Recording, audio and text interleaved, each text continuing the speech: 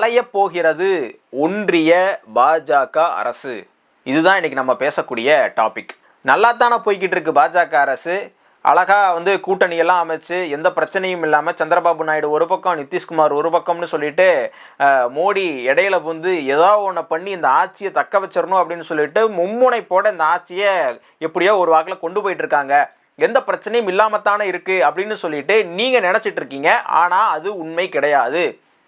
ஏன் அப்படின்னா இந்திய அளவில் இன்னைக்கு நடந்துகிட்டு இருக்கக்கூடிய பல விஷயங்கள் இந்த நிகழ்வை இன்னும் கூடிய விரைவில் ஏற்படுத்த போவதாக பல்வேறு அரசியல் வட்டாரங்கள் தெரிவிக்கின்றன. என்னடா சொல்ற, இப்படி ஒரு ஷாக்கிங் நியூஸை, ஒரு பிரேக்கிங் நியூஸை இவ்வளவு சர்வசாதாரணமா தூக்கி போடுற, இல்ல இவனுக்கு ஏதாச்சும் ஆயிருச்சா, இல்லை ஏதாச்சும் பைத்தியம் பிடிச்சிக்கிச்சா அப்படின்னு சொல்லிட்டு உங்களில் பல பேர் நினைக்கலாம். ஆனால் நான் சொல்லக்கூடிய விஷயம் ஒவ்வொன்றையும் நீங்கள் ரொம்ப ஆழமாக சிந்திச்சு பார்த்தீங்கன்னா நான் ஏன் இதை சொல்கிறேன், எதனால் இப்படி சொல்கிறேன் அப்படிங்கிறது உங்களுக்கு ரொம்ப தெளிவாக புரியும்.